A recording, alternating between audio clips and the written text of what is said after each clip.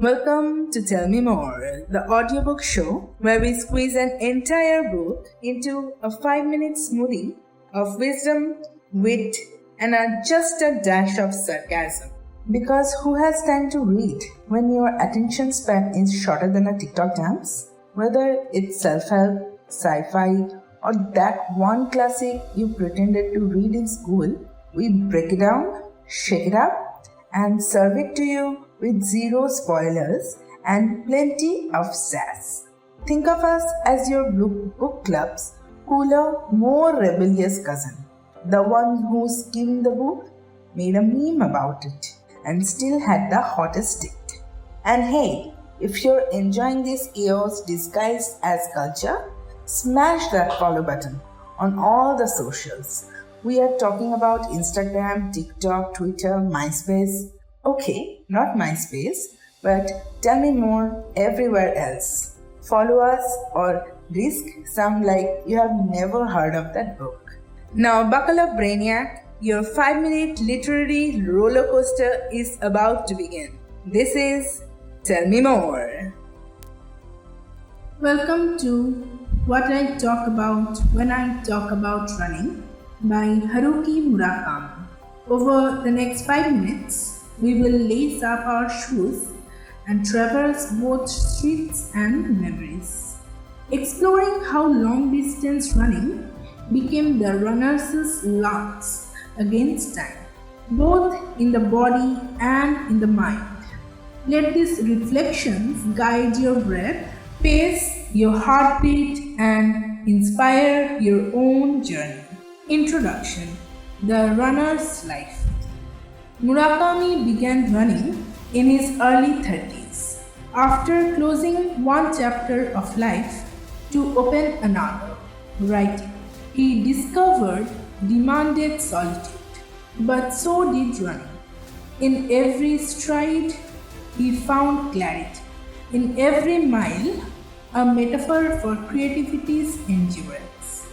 This is not a manual on intervals or pace charts. It is a meditation on why humans push themselves and what those pushes reveal. Chapter 1, Beginnings at the Starting Line. In 1982, Murakami ran his first marathon in B, fueled by curiosity rather than ambition. He crossed the tape in just over 3.5 hours. That race became the seed. He realized that to write a novel, you must train day by day, just as you train your legs. The rituals of writing and running began to intertwine. The grind, the highs, the occasional one. Chapter 2, Mind over Miles. Physical pain is a constant companion for distance runners. Shin splints, muscle cramps, chafing. Yet, Murakami learned that the mind decides. When leg ache, the inner voice asks, "Can you go on?" With each affirmative whisper, the runner extends the frontier of possibility. In writing too, the blank page looms, challenging the will. Both require the same answer, just a bit farther. Chapter 3, The Rhythm of Practice. Consistency is a runner's foundation. Murakami wakes early, drinks black coffee, scribbles words in a notebook, then hits the pavement, rain or shine. 10 kilometers, 4 days a week, more on weekends. This regimen shapes body and mind, teaching patience and humility. The same applies to writing. Daily practice, without exception, builds strength over time. Chapter 4, Confronting the World. Around mile 18 in a marathon, runners often hit the wall when glycogen drains and every step feels like lead. In Tokyo and Paris, Murakami faced it countless times. Yet he discovered that beyond the one lies transformation. Accepting pain instead of fearing it becomes its own victory. As writers, we too confront creative walls, drafts that stall, rejections that sting. The only remedy? Endure and push through. Chapter 5: Solitude and Self-Discovery. Long runs stretch hours into solitary conversation. Murakami writes that in solitude, the self emerges.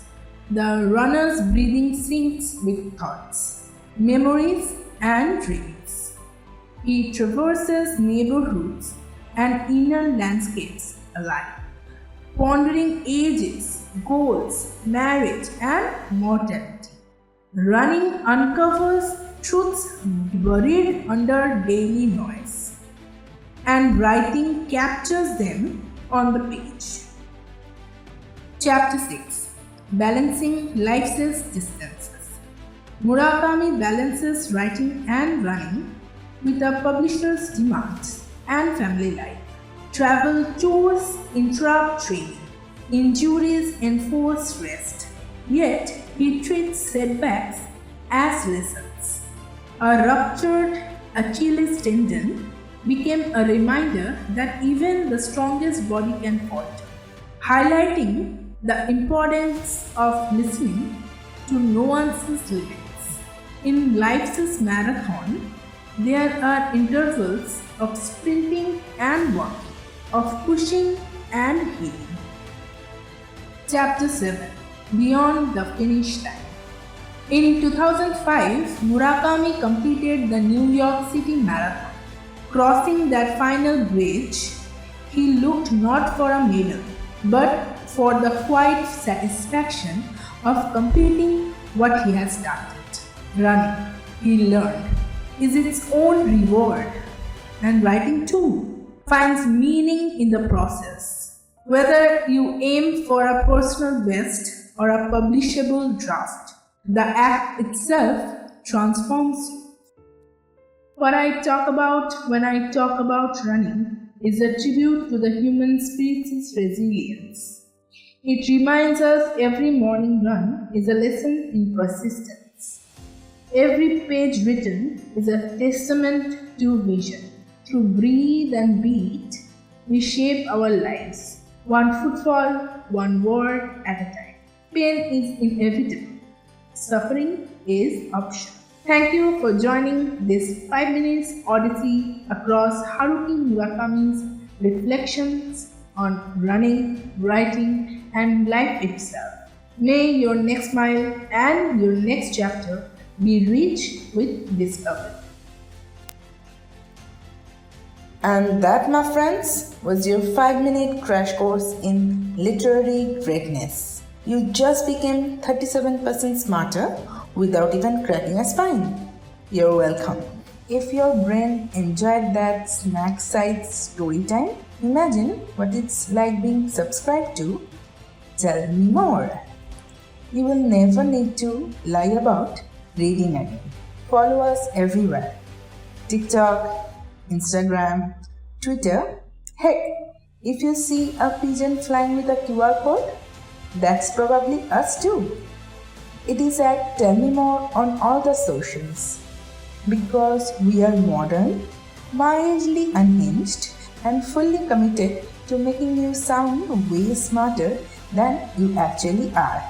So subscribe or be doomed to nod silently at book club forever. This has been Tell Me More, where books meet brevity and attention spans come to thrive. Until next time, go pretend you read it.